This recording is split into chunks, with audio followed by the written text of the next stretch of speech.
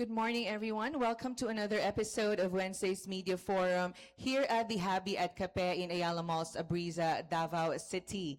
This week is the last week of July, and come next month, we will be having a lot of activities and festivities. No, so for next month, we have the Calayawan Festival in Davao City. Then we also have the Mindanao Business Conference in Cagayan de Oro City and the Mindanao Bamboos Forum in Coronadal City. We will be featuring all of these events in our coming episodes, but for now, we will be focusing on our Mindanao Bamboos Forum. So we at the Mindanao Development Authority, we want to not just focus in the Davao region, but also feature the different regions in Mindanao because they have updates that they would like to cascade also to the public. So we have our guests here all the way from South Cotabato, and I hope they had a pleasant travel experience earlier coming in here in Davao City. So we would like to already introduce them without much further ado. So let me introduce our guests. So we have first and foremost, the Executive Director of the Mahintana Foundation Incorporated. We have Ms. Liza Doropan Lopez. We also have the Provincial Ledipo of the South Cotabato Economic and Investments Promotion Center of the Province of South Cotabato. We have Mr. Tyrone John B. Villanueva. We also have the Trade Industry Development Specialist of the Comprehensive Agrarian Reform Program of the Department of Trade and Industry in South Cotabato. We have Mr. Dandy Melehor. And of course, last but not the least, the head of the Area Management Office of South Central Mindanao of the Mindanao Development Authority, Mr. Gerardo Ramon Cesar Reynaldo. So before we ask for their opening statements, we would also like to recognize our media friends present here today. We have our media friends from our business and economy sector. And then we also have our Minda media team. And then we would also like to thank our partners, Ayala Malls, Abriza, and Habi at Cape. So now we are ready for the opening statement of our guests, starting off with the Executive Director of Mahintana Foundation, Ms. Liza Doropan Lopez. Yes, maayong buntag, few flafus. Good morning, everyone. I am Liza Doropan Lopez, the Executive Director of Mahintana Foundation, an NGO based in Polomolok, South Cotabato, but operating in Region 12. Well, we are implementing 4 major development programs, and these are environmental conservation. We also have DRR and CCA. We also implement enterprise development for our assisted communities, provide basic social services supporting the programs of the government, and also the institution building and governance. We are pleased to be here to join this kapehan with Minda for us to promote the first Mindanao Bamboos Forum hosted by our provincial local government unit, South Cotabato, increasing the awareness of our constituents for Mindanao. Thank you. Thank you, Ms. Liza. And now may we hear from Mr. Tyrone John Villanueva. Thank you so much. Good morning. Magandang umaga sa lahat ng mga Mindanaoans. I am Tyrone John B. Villanueva, the Development Management Officer for, and at the same time, the concurrent General Manager of the South Cotabato Economic Investment and the South Cotabato Economic Enterprise Management Office. Basically, we have 3 core functions. Number 1, the MSME development. Number 2, the investment promotion of the province and our public-private partnership. So with the leadership of Governor Reynaldo S. Tamayo Jr., we are here to really mobilize investment facilitation in the province of South Cotabato. And just like what Ma'am Liza told us earlier, we are here to promote the first Mindanao Bamboos Forum, specifically the South Cotabato experience. So thank you so much, Mindanao Development Authority, for this opportunity. Thank you, sir. May we now hear from Mr. Dandy Melehor of DTI South Cotabato. Good morning, everyone, and good morning sa ating mga live viewers. No, I know that we are live sa Facebook page ng Minda, and I am Dandy J. Melehor, representing the DTI South Cotabato. under the leadership of our OIC Provincial Director, Sir Albert Capesio, and also with our Regional Director, Ma'am Flora Politud Gabonales. We are so glad that we are with Minda today to promote the first ever Mindanao Bamboost Forum. And we are so excited no dahil yung collaborative efforts namin ng South Cotabato Bamboo Industry Development Council ay mawi-witness hindi lamang ng South Cotabato but ng buong Mindanao because we have invited a lot of speakers. Also, we have invited our colleagues from DTI 10 and DTI Region 11. So sana po everyone will support and see you there. Thank you. Thank you very much, Sir Dandy. And now may we hear from Sir Jojo from Minda. Thank you, Iris. I'm here on behalf of the Area Management Office South Central Mindanao to support our partners, Mahintana Foundation and the SAPC, in their efforts to develop that part of Mindanao, Region 12, and specifically to promote the bamboo industry beyond South Cotabato. We hope also to gather all partners in this endeavor like we are doing with other high-value crops in the region. And we hope to translate our ideas and this particular forum, the Bamboo Forum, we hope to translate that into action and to attract more partners, to attract more customers for the products they are doing, and similar activities that will boost the bamboo industry in South Cotabato and Region 12. All right, thank you, Sir Jojo. And just like what Sir Jojo said, Mindanao Bamboo's Forum is a regional forum designed to bring together bamboo champions, government agencies, industry leaders, researchers, community organizations, and development partners to explore opportunities for accelerating sustainable bamboo development across Mindanao. All right, so before we open the floor to our media, so let me just tell our guests that some of our media friends are also like busy going around the city because we have a lot of events going on also. But we are live via Facebook page, so we have online questions later on from our media. So before that, let me ask the first questions, a set of questions. Tell us about the forum, the Mindanao Bamboos Forum. How did this came to be, and why the word bamboos? How did this came about? Is it because we wanted to boost the bamboo industry? So please tell us more about this. Thank you very much, Iris. Actually, this started when we bumped in with the Base Bahay Foundation Incorporated. It is an NGO based also in Manila, conducting research and development on bamboos. This was introduced to us because of the lack of socialized housing facilities in our area, supporting the governments kasi sabi nga may kakulangan tayo ngayon sa pabahay in the Philippines. So Dole Philippines, our mother organization and our number one loyal supporter,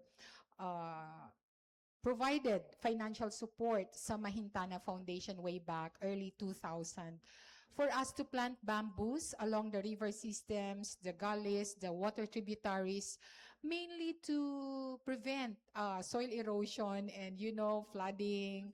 So parang for protection lang talaga siya, environmental protection. And then we realized early 2000 that we've planted enough bamboos that we've identified and produced around 400,000 bamboo poles ready for harvesting. And yet there is no market. So with Base Bahay Foundation, we've learned that they are into research and development of bamboos for housing structures and other products. So we've met with them and eventually identified partnership. And with the support of our Honorable Mayor Palencia of Palomoloc, we've inked an agreement for the use of bamboo poles to be used for socialized housing. So with our South Cotabato Bamboo Development Industry Council, which is very active, this was organized and implemented way back in 2011, supporting the executive order issued by the President for the establishment of the Bamboo Development Council. We supported that executive order, and through the partnership with the Base Bahay Foundation and the local government of Palomolok, we started implementing the socialized housing unit. So currently, the Base Bahay Foundation, for the past 3 years, provided us technical assistance in the training for the bamboo growing, no, for the entire bamboo value chain, management, harvesting, and even for the processing. So, given this, we've had initial results, no, which is yun nga, we now have the bamboo treatment facility. No, this technology is also provided by the Base Bahay Foundation. And after establishing the bamboo treatment facility, we started also building the housing model and eventually constructed the housing units funded by Base Bahay Foundation and the local government unit, which we are also turning it over, to the beneficiaries this coming August 8th. We've also constructed not just a socialized housing unit, but also concrete base, cement bamboo frame technology of Base Bahay. We've constructed one bamboo school, which is, I think, the first in Mindanao. So, etong initiatives, is aimed to gather our stakeholders in accelerating sustainable development, engaging all our development players using bamboo, not just for climate resiliency, but also for economic investments for our communities, and somehow, in promoting also green infrastructure. So, yun po, Ms. Iris. All right, thank you, Ms. Lisa. So I know this will be discussed further during the forum, but can you share to the public what are the best bamboo farming and processing practices that can be adopted Mindanao-wide or across regions? The reason why that we're having this first Mindanao Bamboos Forum presenting the South Cotabato experience, kasi nga, ang bamboo is known to be a poor man's wood. Sabi nga, no? And we've observed that in our region, ang dami pong bamboos planted na wala pong pumapansin. And yet, given po this time na meron na tayong lack of wood materials, for our infra and other support, for equipment and facilities, we've thought of having this bamboo na ma-utilize. Kaya nga po, very critical and meaningful yung engagement namin with the Base Bahay Foundation na we're running into 4 years right now, I believe, para po to ink a partnership with them to help us conduct research and development, including po yung technology discovery, along with Department of Science and Technology and with the SIPC of the South Cotabato, para po magkaroon ng market. Kasi nga, ang sabi nga ng mga farmers, we remembered, Sir Ted, during our strategic planning of the South Cotabato Bamboo Development Council, our farmer and people's organization expressed their concern. Ma'am, we have a lot of bamboos in our farm, but we don't have a market. So how can we make use of this so that it can also support the livelihood of our farmers? So the reason why that the Bamboo Council, headed at the time by our DTI, we supported them, and yun nga, nag-formalize na kami ng partnership, and eto na, we've studied the bamboo value chain. So yung bamboo value chain natin, right from the planting of the bamboos, we were taught by our DTI and our Office of Provincial Agraria, Office of Agriculture, the OPAG. We were taught of the technology, how to grow bamboos. And then we also were taught by TESDA and the Base Bahay for the clumping. Meron palang tinatawag na clumping management, so that a certain bamboo poles are harvested after 3 to 5 years, leaving only yung quality at pwedeng i-sustain, and then harvesting the also harvestable bamboo poles for use. And then from the management, from the clumping management, we were taught to harvest. After the harvest, do the treatment, Kasi nga, bamboo being a poor man's wood, after 2 or 3 years of use, binubukbok na po siya. But with base Bahay's technology for the bamboo treatment and the cement bamboo frame technology, nagkaroon po ng value adding. Now ngayon, when we harvest the bamboos and then we treat them, we process them, now it can be used as a material for housing and even for other structures. We are very happy because the structural design po ng ating bamboo ay inaral, and even our architects in the Philippines help us in the design.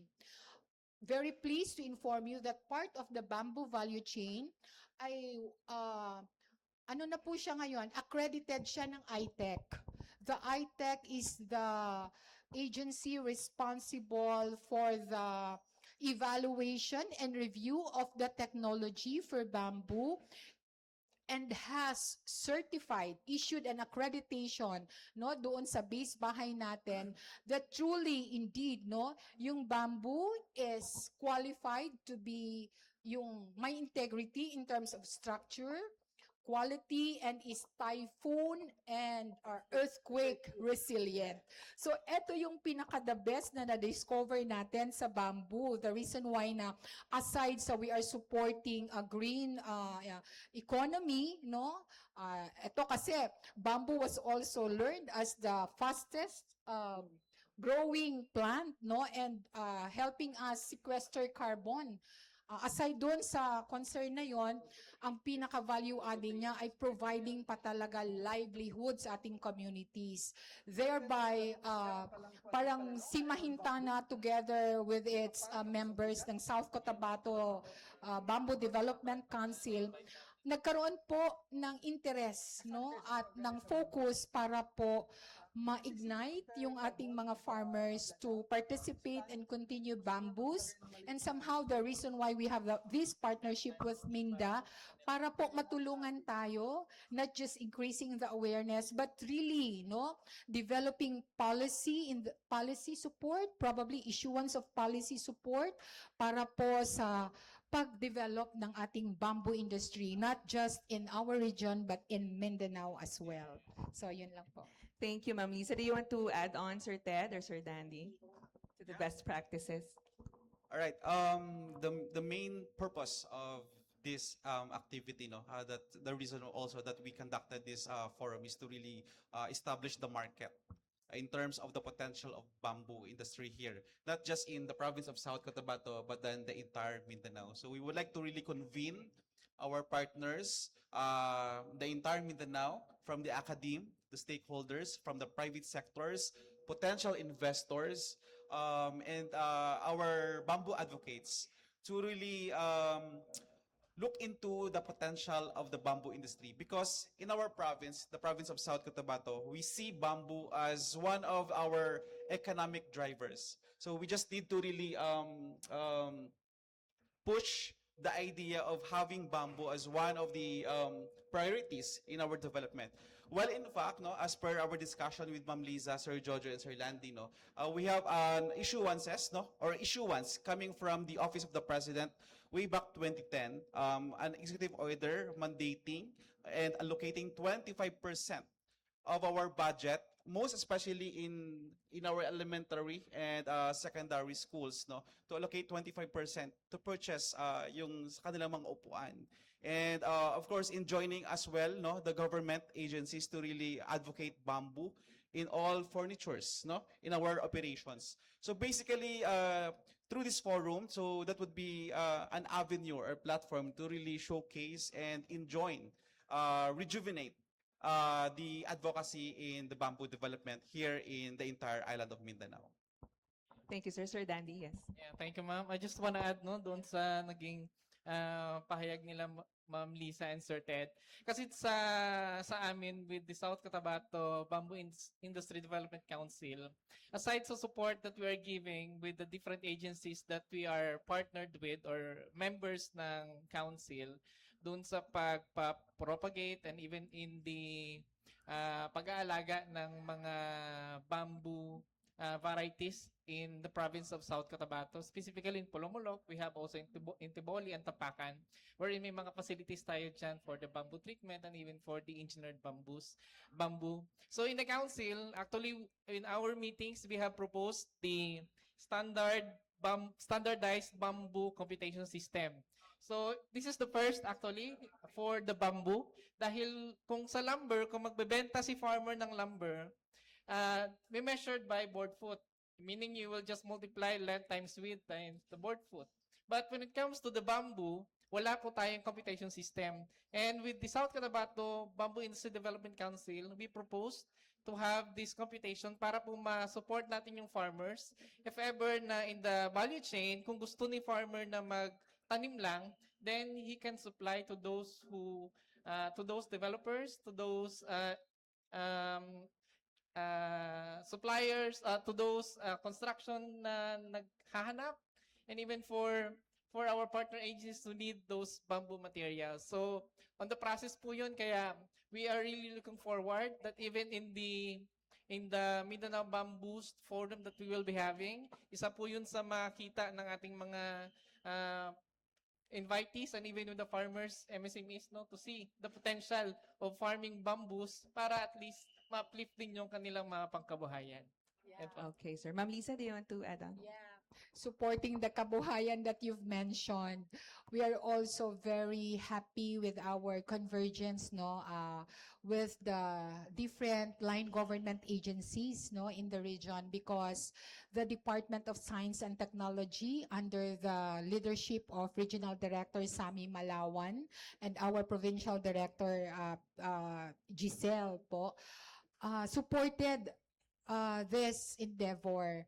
Nagkaroon po tayo, one of the best practice truly is the convergence, because when we identified bamboo as a livelihood support to our communities, especially those who are vulnerable groups, nagkaroon po tayo ng research with Base Bahay Foundation to experiment Pinboo armchair, the use of bamboos to be used as armchairs.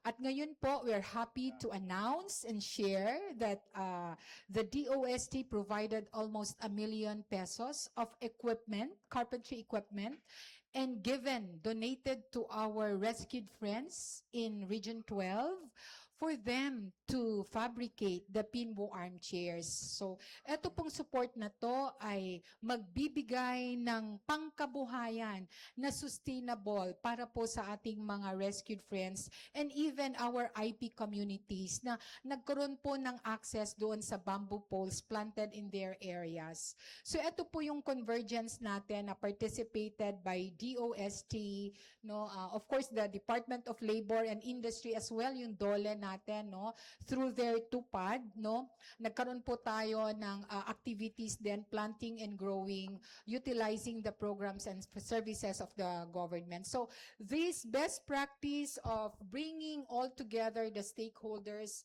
engaging the local government unit and the line government agencies for the benefit of our communities really showcase that there's power in partnership.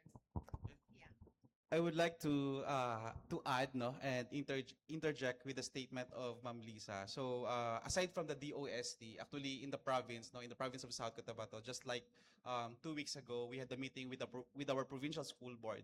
Well, in fact, there's a commitment already to allocate portion of the special education fund for the purchase of armchairs made of bamboo. So basically, that's really a great start, no, for the local government unit to really advocate and basically purchase armchair for our schools in the locality. And looking forward as well, no, by this forum, there would be a partnership agreement between the Bamboo Development Council of South Cotabato and the Department of Education in joining all schools, more or less 500 schools in the province, to really allot a portion of their budget in their respective MOE for the purchases of bamboo products here in the province of South Cotabato. So that's something that we need to really showcase for that forum this August 7, 2026. All right, thank you. I know the media is already very eager to ask their questions because bamboo is one of the least talked about commodities. But just the initial talk, and we've already learned that it's a very interesting commodity, and we want to learn more about it. So let me call on from the Mindanao Times, Mr. Gio Tanod-Tanod. Good morning. I'll start to Ma'am Liza. Ma'am, I'm curious, ma'am, why did the forum focus on bamboo? Is it a growing industry in Mindanao po? Yes po, bamboo is a growing industry. As earlier mentioned, marami ho kasi nagtatanim ng bamboos in our area. Basically, one for environmental protection and rehab. Secondly, para po doon sa mga makeshift natin ng mga houses. Note that I don't just believe na not in our area, but probably in the Philippines, bamboo is very common. We have a lot of species na ano lang po, tumutubo lang po siya. And yet, nobody really provided a focus in terms of the study, no? And eventually, yung sinasabi nga natin na bamboo value chain, no? Kaya, nirarapat na namin na gamitin the fact that we realize na the lack of wood, no, in our structures, infrastructures, and facilities. Naghanap tayo ng option. And we saw the opportunity for bamboo to be developed as one of the industries. Well, in fact, with our Regional Development Council meeting as well, it's being discussed, no, especially with the DOST, yung Department of Science and Technology. They'd like to do a research and development also, Sir Jojo, for the bamboo fiber. Kung mapansin po ninyo, di ba may mga products na tayo nakikitang made of bamboo. There are even bamboo soaps, bamboo cottons, bamboo apparels. Even here in Habi, no, probably they're also using products made of bamboo. So, we take this opportunity, no, to really support the development of the bamboo industry, no, not just for environment but for livelihoods. Probably we start with Region 12 and eventually Mindanao with the support of our very strong partner here, Sir Jojo of Minda. Yes. You mentioned kanina, ma'am, no, that there's no market access. So the forum will be more on yung providing opportunities, innovations, practices, pati yung value added chain. Yeah, actually, we are focusing in the development of the bamboo value chain. The reason why that this coming August 7, during our Mindanao Bamboos Forum, we will be bringing in all the experts, no, ating mga leaders sa industry to share, no, somehow their expertise and somehow promote, ano, para nga magamit natin, no, efficiently and effectively yung bamboo. Malaki ho ang potential ng ating bamboo industry, no, especially in Mindanao, and we hope that significantly our government, our line government agencies and local government unit will find, no, opportunity para po ma-boost din yung economic development ng ating rehiyon at of course of the Mindanao as a whole. Last question, ma'am. Sino yung target participants for the forum? Farmers, cooperatives, and industry players? Yeah, all stakeholders, maybe students, especially engineering students, architects, no, agriculture students as well. We have farmers, mga businessmen, private sector, lahat ho, walang pinipili. Well, in fact, even yung speakers po natin, they all come from all walks of life. Ito po yung magiging opportunity for all of us to somehow not just learn about bamboo, but also, malay natin, it will open more economic opportunities, thereby talagang this will become an economic driver, no, in Mindanao. So, open po ito, no, sa lahat. Sabi ko pa nga, even a household, a wife, lahat po, wala pong pinipili, no, yung ating forum. We are inviting and open for everybody because we will never know na aside from learning the bamboo value chain, we will be able to discover pa more opportunities and innovations out from bamboo. Okay. Thank you, ma'am. Then to Sir Tyrone. Sir, how's the production of bamboo in South Cotabato po? Malaki na ba or is it ano pa? Well, in the part of the production, no, yun yung tinatrabaho ngayon ng aming South Cotabato Bamboo Development Council. So, with the vibrancy of its members, no, we are on the process of having our profiling and inventory of our production. Ilan ba yung mga farmers namin? Ilan ba yung volume production na ginagawa namin? And this kind of work is in partnership also with our LMP, the League of the Municipalities of the province. So basically, we need the support, no, with the strong support of our local chief executive to really establish a strong data so that we could really provide appropriate and necessary interventions as we move forward from this. Okay. Yan. In terms of exports, sir, madami bang buyers gusto magbili ng bamboo? Particularly in South Cotabato. At this point of time, sir, the reason also no na ginagawa natin yung forum na to is to really to establish a noise, a positive noise, no, allowing them to know kung ano yung potential ng bamboo, in the same time to really convene our partners and stakeholders na may potential tayo to sa bamboo, so we need to really connect. So the role of our office, the South Cotabato Economic Investment Promotion Center, and the entire members of the Bamboo Development Council, kumbaga kami ay isang bridge to lie from the farmers to the growers to the buyers to the investors, so that talagang meron tayong concrete value chain na ginagawa dito sa ating bamboo industry in the province and hopefully in the entire island of Mindanao. In South Cotabato din, sir, what are the top commodities po? Yeah, so in the province of South Cotabato, no, knowing that our province is the food basket capital of the South, no, talagang madami kaming mga products as well, no, in terms of our high value crops. So meron tayong corn, no, meron tayong abaka, meron tayong papaya, meron pa tayong DTI. Yeah, coffee. Yun yung mga top list of our products in terms of the high value crops in the province of South Cotabato. But then, yung ginagawa ng provincial government together with our partners, talagang binibigyan namin each HVC or the high value crops, binibigyan natin ng focus. So kung napapansin mo, sir, each product merong development council to give attention, to give focus in coming up with projects, programs, and activities. So right now, eto, nakafocus siya sa bamboo, but then meron ding mga councils, no, in terms of other HVCs in the province of South Cotabato. Thank you, sir. If I may add lang, if you're familiar and if you've visited South Cotabato, the first municipality that you're going to encounter is Palomalok. Palomalok, along the highway, at I think that is in crossing Palcan, you will see a display of various bahay kubo, no, from small, medium to large. Before, it used to be only 20,000, but this time it is high as 80 to 120,000 kasi nagkaroon na nga siya ng different models. So, isa din ito sa naging inspirasyon namin because one of our sangguniang panlalawigan member that time, SP Falcon, supported our bamboo handi artisans, no? Sinuportahan po sila, kaya nagkaroon tayo ngayon ng bahay kubo display doon po sa Crossing Palcan. At ito po ay sinuportahan din ng ating mga businessmen.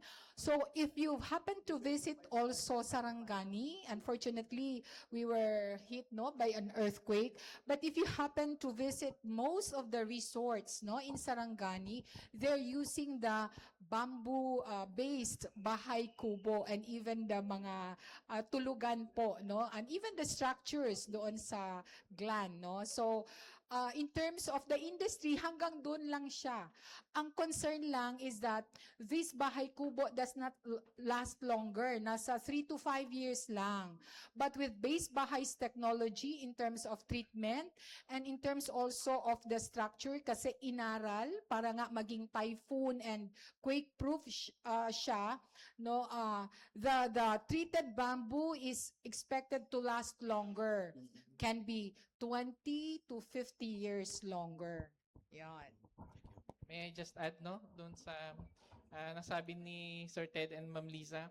About dun sa mga bamboo, yun meron po data si DTI as part of the MSME development programs na ginagawa natin, especially in the Industry Cluster Enhancement Program, which is part po siya ng bamboo. And we have data on the sales and we have data on the employment. And yun po yung isa sa pinagsisikapan namin to give interventions doon sa mga farmers natin at doon sa mga crafters natin na gumagawa ng bahay kubo. Kasi kung titingnan natin ang supply chain sa ngayon, sir, when it comes to export, medyo ginagawa pa natin yung profile ng mga farmers natin as to their capacity and as to the area of ilan na ba yung hectares na meron silang tanim.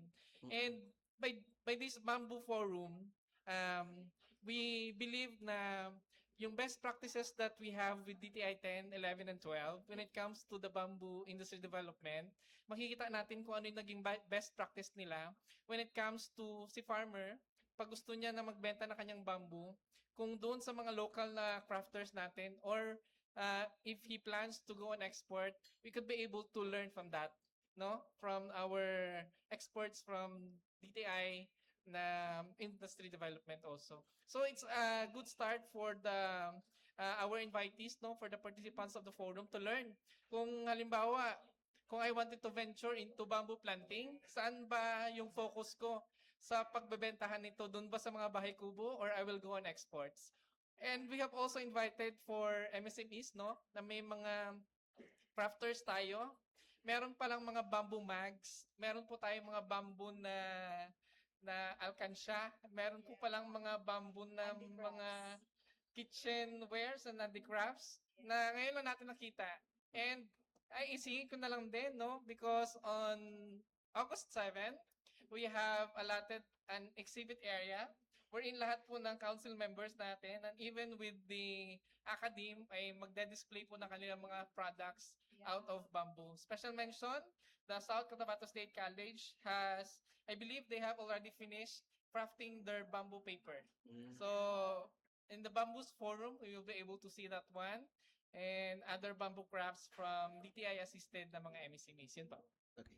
Question din for you din, Sir Dandy.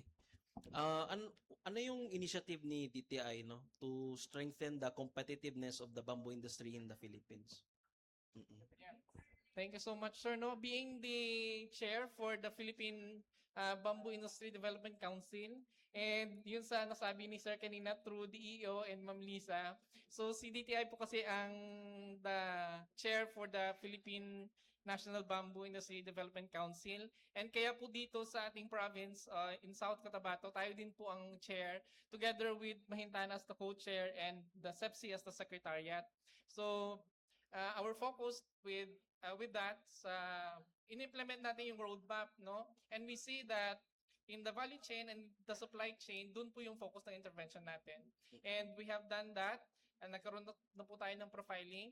And after the profiling, we will be assessing kung ano ba yung needs ng mga bamboo farmers natin and MSMEs so that we could be able to leverage kung ano pa yung pwede natin na maibigay sa kanila ng mga trainings and seminars.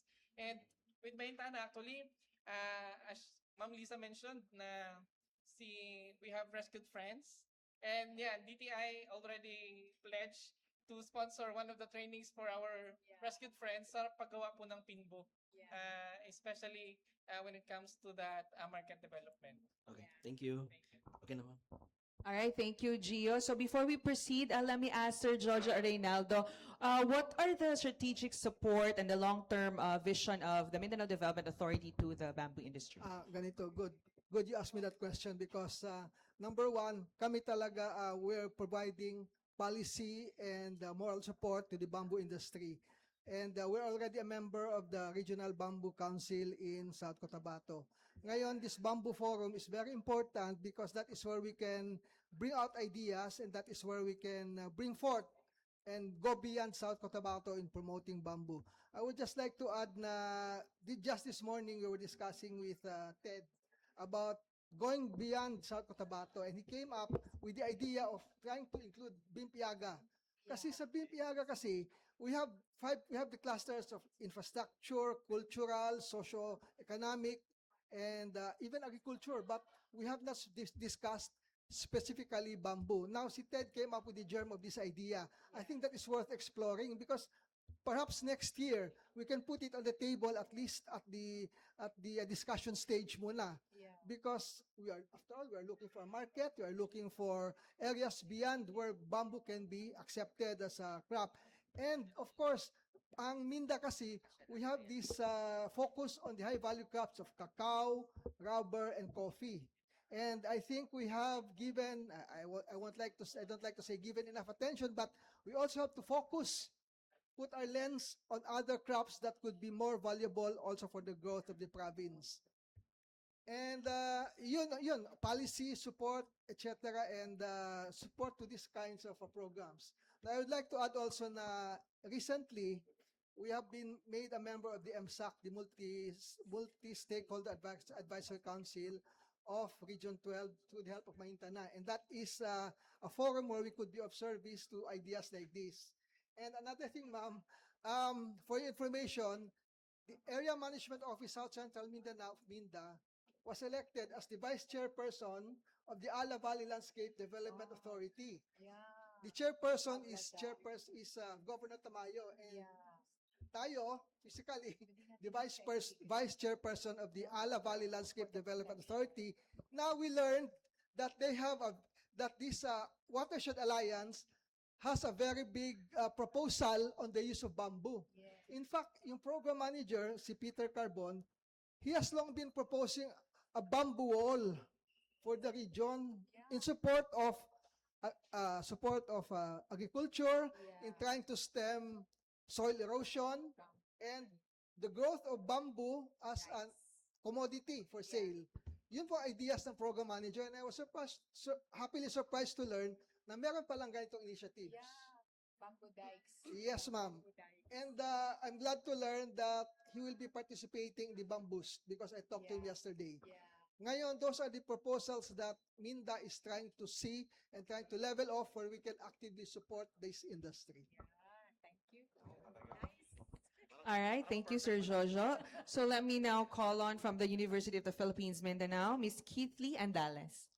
Hello po, good morning. I'm Keith from UP Mindanao. So I have some questions directed to Sir Dandy.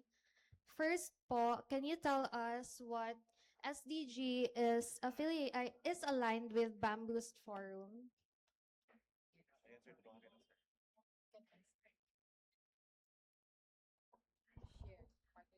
SDGs. Sustainable development. Goals. Yeah. Sige, Yeah. sabihin mo na, ikaw na lang. Medyo na ano ako sa tanong ni ma'am, no? Napa-review ako ng konti, what is SDG? So, for the sustainable development goal natin, we know na for the DTI, we are focusing on the MSME development. And for that MSME development, we do conduct and provide MSME development trainings, seminars, and provisions of assistance that we could give them, no? Kung titingnan natin yung different programs and services that DTI is giving, which is aligned to the SDGs of the government of the Philippines, meron tayong support to finance.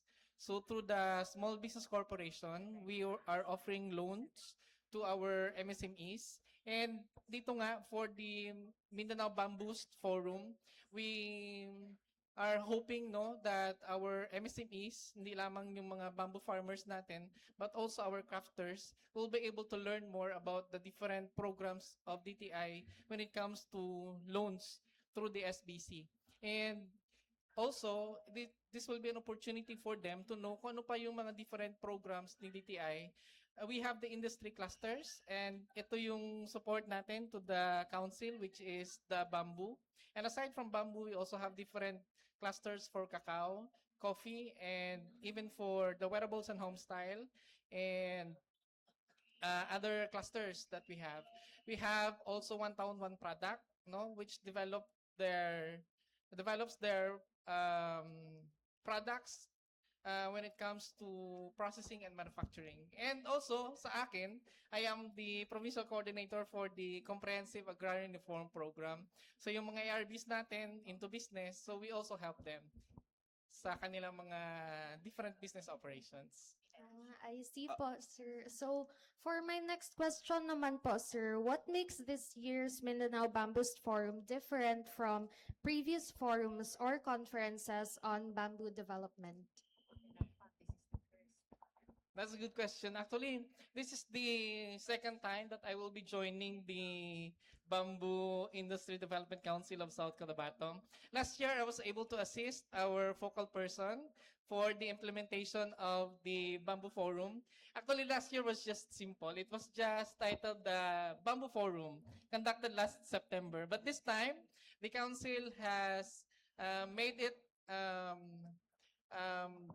accessible to all, not only to South Cotabato, but all over Mindanao. That's why we have this Bamboos Forum, the first Mindanao Bamboos Forum, wherein we have invited different stakeholders, not only from South Cotabato, but also from here, DTI 10, Region 10, 11, and 12, and even for the BARM region as well. So, thank you, sir. For my last question, how will the forum help connect bamboo growers with processors, manufacturers, and potential buyers rather than simply becoming another network event? Thank you so much. Actually, I am so excited to share kasi si DTI, meron po tayong shared service facility na program.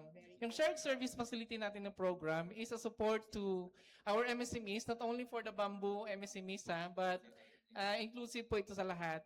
The only requirement for, one of the major requirements for the shared service facility is that it shall be owned by an organization or a registered cooperative. And yung cooperative na yan and a SEC-registered na organization should have a stable market and existing siya at least 2 years. And with this eligibility, pag makita natin dyan, we help them to send proposal first, to send a letter of intent, and after that, it will run through a series of consultations and even pagpunta doon sa area kung saan nag-propose yung SSF. And after that, our team from the provincial offices will help them when it comes to crafting the proposals and even doon po sa development na kanilang shared service facility na proposal. Dito po nagbibigay si DTI ng millions of pesos when it comes to investing into their shared service facilities. And yung nasabi ko kanina, this is included dun sa Sustainable Development Goal natin, no? Na life on land, that is number 15, and also the climate action, which is the number 13 of the SDGs. Thank you po, Sir Dandy. Next po, I have questions naman po for Sir Tyron. First po is, why is South Cotabato hosting this forum now, and what does it say about the province's economic priorities? Why South Cotabato? Because South Cotabato is truly indeed the highest GDP in the entire region in Soc-Sargen, having the 6.9% GDP with a monetary value of 148 billion of the gross domestic product, no? Meaning yung perang umiikot sa buong probinsya ng South Cotabato. So basically, we wanted to position the province of South Cotabato as the bamboo corridor of the South. We put value in our whole of the nation approach. We put value on our great partnership with each other. In the same time, we wanted to showcase the best practices who is already having actions, no, in our projects, programs, and activities. Meron na pong mga model products, innovations, as well as results of partnerships. So we wanted to showcase that. We wanted to translate the vibrancy with other regions here in the island of Mindanao. Thank you, Can sir. I add? Can I add? Yeah, I have a biased opinion, favorably biased, because my workstation is in Coronadal, and we've been observing and monitoring the developments there. One of two very important developments are the establishment of 2 solar farms One was already established in somewhere in Surala, if I'm correct, about 10 years ago. And one is now under construction in Tantangan by a German firm. So that's a very big development because sooner or later they will be connecting to the national grid. The second is that the governor is already last year inaugurated an IT ecozone park in Tupi, and that is projected to be a very high-tech operation. Yes, and it's a very high-tech operation, and they're now starting the concept. They've already gone beyond the conceptualization, but they're already on the ground, and we hope that will add more value to South Cotabato. And actually, I'll say another biased thing. It's that the people in South Cotabato, by its leaders, are very engagement-oriented, more than the other LGUs in Region 12.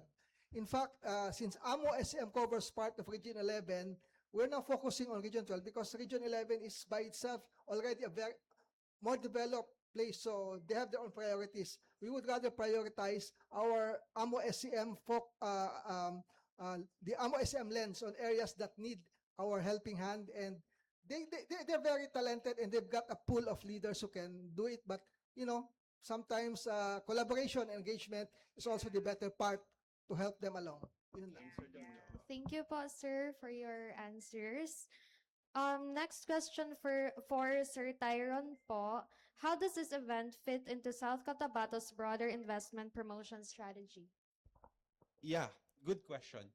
So basically, this is part of our IPAS, or that's what we call investment priority areas, focusing on the products, the high value crops products of the province of South Cotabato. So basically, with the vibrancy of our economic data of the province of South Cotabato being the highest in the region, this event would really showcase putting value in the importance of the bamboo industry development in the province of South Cotabato. So basically, pagkatapos ng event na to, it's not just about another networking event.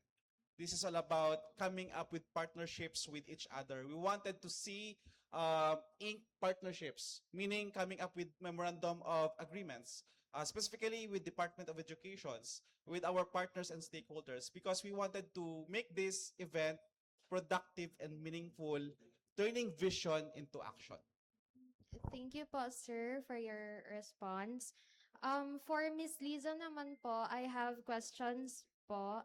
So first is, community organizations are key stakeholders in bamboo development. So how will this forum ensure that local communities have a meaningful voice in the discussions? Thank you. Mukhang ang hihirap ng questions na trino niya sa panelists, ano? Well thought. At any rate, truly, how this can help. Sabi ko nga, if you were listening kanina, we've presented and shared with you the bamboo value chain. And basically, it is our communities that will primarily benefit from this. Kasi nga yung bamboos, are planted and grown, in our local areas. First, of course, bamboo farming, magkakaroon sila not just the traditional method, but they will learn innovations, and then they will also learn new technologies. And of course, not just the learnings and the technologies, but definitely will earn income, because aside from growing bamboo, they can sell the bamboo poles for us to make use of. By the way, we're buying the bamboo poles from our farmers, significantly augmenting their income. So currently, we're buying it from them, and our bamboo farmers earned around 5,000 to 10,000 pesos a month, just to parang sideline nila, to grow and harvest bamboos. Aside from that, we are organizing them also into an association, or maybe if they have an existing farmers organization. We're helping them provide capacity development support, not just for internal governance, but for the bamboo production as mentioned by our DTI. No? So capacitating them to develop and produce bamboo handicrafts and other bamboo products that may be used by our region para nga sa ating agri-ecotourism. So it's not just that, our farmers are helping us protect them kasi sila din mismo lalong-lalo na yung residing dun sa mga vulnerable areas. As mentioned, bamboo is very resilient.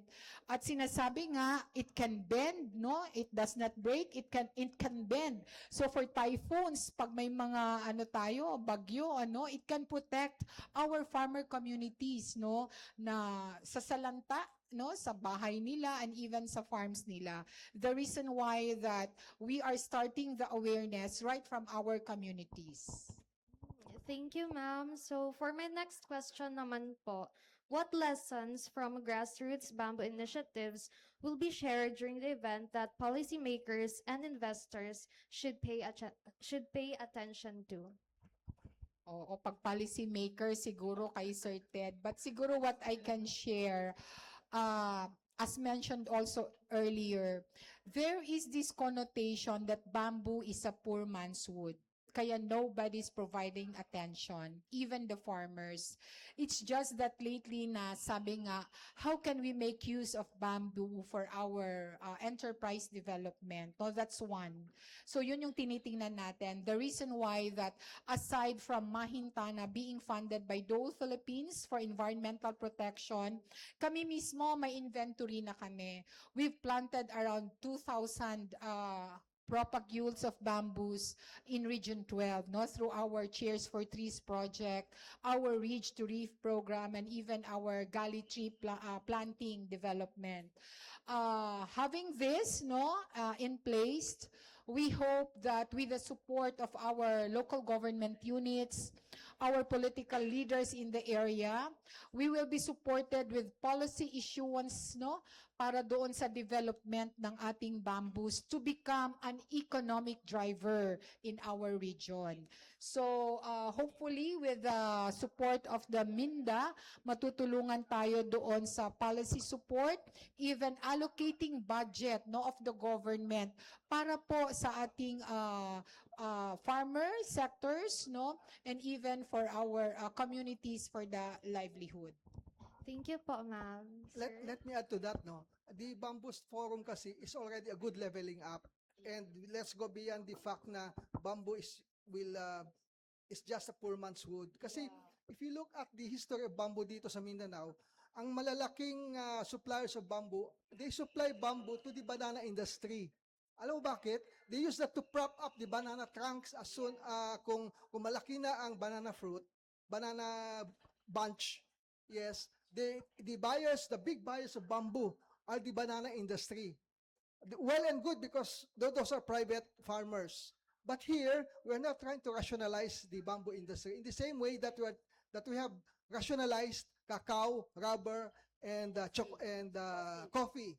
So this time, we're trying to level it up already, going beyond South Cotabato and trying to engage the whole of Mindanao and beyond on the use of bamboo. So we're marshalling all the executive orders, memorandum circulars, and all the suppliers of bamboo beyond South Cotabato. Thank you po, Ms. Liza and Sir Jojo. So, my question po ako, open po ito for anyone to answer po. Do you think bamboo could be the next big thing po from Mindanao, and how could this possibly affect our economy po in the long run? I think I've answered that already. But anyway, but let me add, we are at the stage already of bamboo. And perhaps you just monitor the next 5 years. Because for your information, nung sa Minda pa kami, nung panahon ni Secretary Antonino, we already have the Cacao Double Up program. And out of that, let me add that we contributed. Hindi kami ang main propagator, but we contributed to the growth of cacao. Now the ones who picked that up was the Region 11, and now we're the number one producer of cacao in Mindanao. And for your information, I think the cacao producers send 3 containers every week to Malaysia, to Cadbury, and to make chocolate. So that's the vision we see for bamboo. Beyond the usual lumber, we'll try to go beyond that one, and that is our vision for the unsaid vision for bamboo. In addition, probably, sabi nga, we are looking at bamboo as one shaping the future of construction. No? Kasi nga, sabi, SDG, yung sa climate action. Sinasabi natin, bamboo as the fast-growing plant, it can contribute doon sa carbon sequestration. That's one. Aside from that, running out of wood, para sa construction materials natin, this will be replaced by engineered bamboos. Na nandito lang sa palibot-libot natin. Kaya malaki yung nakikita natin na future, in terms of economic industry ng bamboo. Basically, for construction material as a replacement, at sabi nga, it can even be used, lalong-lalo na ibalik ko lang yung technology na inaral ng base bahay using the CBFT, Cement Bamboo Frame Technology, wala pong steel na gamit na ito yung wala na siyang steel. So we're using bamboos. The reason why that we'd like to invite everyone to come and visit our place and see the best practices that we've established. Thank you po, Ma'am Liza, Sir Tyron, Sir Jojo, and Sir Dandy. Thank you too. Thank you. Thank you, Ms. Keith. May I now call on for our last set of questions, Ms. Veronica Palban of UP Mindanao. Good morning. I'm Veronica Palban from UP Mindanao. So this question is directed to Mr. Gerardo po. My question is, among Minda's priority programs for 2026, which initiative do you think is expected to have the most immediate impact on South Central Mindanao? Okay, since we're here, I would like to say bamboo. Pero like I said, we're at this stage now where we're trying to level up bamboo. So give it a few more years, because from the start, from this forum, doon tayo mag-umpisa. We are on the second forum. And I think sa third, fourth, and fifth, maybe you can see the substantial results already. But we will go beyond the usual networking, because like I said, we will be inviting all Mindanao players in bamboo. In fact, I talked with the program manager of the Ala Valley Landscape Development Alliance. He will be inviting the Philippine Association of Bamboo Growers, and he will also be inviting the Philippine Farms of Bamboo Association to join the forum. And actually, it's not the supply of bamboo, it's not the growing of bamboo. It's the market. They're trying to get a market for that, because bamboo is a prolific industry dito. And let's go beyond the bamboo sticks, let's go beyond the barbecue sticks, let's go beyond the propping up of the bamboo. But really, the way I see it in this forum is we're trying to go beyond that and make it part of our construction technology. Thank you po, sir. My next question naman po is directed to Mr. Tyron. Investment discussions often begin with opportunities. During the forum, are you also prepared to openly discuss the risks and gaps that still need to be addressed? That is included, no? One of the key features of our forum would be part of that, the risk, no? The cost, and other relevant informations about bamboo. So basically, just to add, no, with our previous discussions, so all of these efforts are anchored with the goal of our Governor Reynaldo Estamayo being the Vice Chair of the NAPSI, National Anti-Poverty Commission, basically to really elevate, no, to help our constituents, our MSME into having their respective income. Sabi din kasi ng aming gobernador, no one will left behind. So all sectors must be uplift. And this kind of activity, specifically in the bamboo industry, talagang tinutulungan natin to really scale into greater heights. And just to add, no, with the question kanina, bamboo is the next big thing, not only in the province of South Cotabato, but then the entire island of Mindanao. Thank you po, Mr. Tyron. All right, no more questions from our media. All right. So we would have wanted to continue with the discussion as it is already very engaging and very informative. But unfortunately, we are pressed for time already. So let me ask our guests for their closing statement and invitation, starting off with Ms. Liza Doropan Lopez. Yeah. With this, no, on behalf of our organizers and partners, I would like to warmly invite everyone to the first Mindanao Bamboost Forum on August 7, 2026 in South Cotabato. This will be at the farm Carpenter Hill. Join us in this historic gathering as we bring together policymakers, industry leaders, investors, researchers, bamboo growers, processors, builders, entrepreneurs, and advocates to shape a shared roadmap for a thriving bamboo economy in Mindanao. Ayan, so sabi nga ni Sir Tyron, we are turning these ideas into actions and partnerships with lasting impact. Together, we can unlock bamboo's full potential, not just as a renewable resource, but as a powerful engine of inclusive development, environmental protection, and enduring prosperity. So let us build together this future. Join us in this journey in having a very strong and resilient community, partnerships, collaborations, and we look forward to welcoming you to the first po ito, Mindanao Bamboost Forum, and daghan kaayong salamat sa Minda for giving us this opportunity to promote and somehow share, no, the development of our bamboo industry. Mabuhay ang Mindanao, and may God continue to bless our shared journey towards sustainable development. Daghang salamat. Thank you, Director Liza. Let us now hear from Sir Tyron.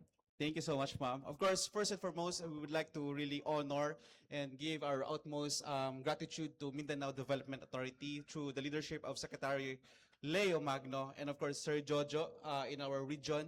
So basically, the forum brings together government, investors, entrepreneurs, farmers, the academe, and development partners to exchange innovations, explore investment opportunities, and build stronger partnerships for the bamboo industry. So basically, that would be on August 7 in the city of Coronadal, the province of South Cotabato. And the Mindanao Bamboost Forum reflects South Cotabato's commitment to angat sa lahat by creating inclusive economic opportunities while protecting our environment. So it embodies the tama at maayos na serbisyo by our visionary Governor Reynaldo Estamayo Jr. So we would like to really invite everyone to join and participate in our first ever Mindanao Bamboost Forum. Thank you so much. Thank you, Sir Tyron. Sir Dandy. Thank you so much sa ating mga live viewers dyan, and even dito sa ating sa ating venue. We are inviting you to join the Mindanao Bamboost Forum. This is the first na magaganap in South Cotabato. And I would like to share lang that the Department of Trade and Industry, syempre ang aim po namin is to foster an inclusive and prosperous Philippines. So by doing or by creating jobs and economic opportunities for all. So as you heard sana yung first Mindanao Bamboost Forum, let us take this opportunity to learn, no, if ever that you are a farmer, if ever that we are an MSME, or if ever that yung passion natin is andun sa agriculture and in support of the bamboo industry as well. So we look forward na we will see you there. Open pa naman ang registration, and learn from our experts that we have invited, especially guests from the Department of Trade and Industry, not only in Region 12, but also in Region 10 and Region 11. See you there. Thank you, Sir Dandy. We're also acknowledging our media friends, Sir Joel Escavilla of Mindanao Times and Sir Rudolph Alama of the Philippine Information Agency. Hello. And now let us hear from Sir Jojo Reynaldo of Minda. Yeah, first, thank you for my colleagues at the PURD for facilitating this. I would also like to thank our partners in Mahintana, the provincial government, the DTI, for being such engaging partners. And we hope to have more of this in the future, not only for bamboo, but for other activities as well. And I'd just like to say na the answers of bamboo versus others by way of comparison. Where was rubber before? Where was cacao before? Where was coffee before? They're now up. So I think it's time for bamboo to be given focus and given a more powerful lens this time. So again, with our partners here, I think that will be made possible. Thank you. All right. Thank you very much on behalf of the Mindanao Development Authority, headed by our chairperson, Secretary Leo Teresa Magno. I would like to thank our guests, Ma'am Liza, Sir Ted, Sir Jojo, and Sir Dandy. Thank you very much for a very interesting and engaging topic. We are so looking forward to your event. All the best, of course, to the Mindanao Bamboos Forum, the South Cotabato Experience. Truly, bamboo is the next big thing. So I would like to thank our media friends present here today, our media friends monitoring online, our online viewers in our Minda Facebook page, our partners, Ayala Malls Abriza and Habi at Cape. And to everyone, may like the bamboo, we shall just bend but never break. So thank you very much, everyone. See you next episode. Thank you. Salamat po. Invite our media friends and our Minda also to please join our guests here in front for a short photo session and for our guests to just stay in your seats. Thank you.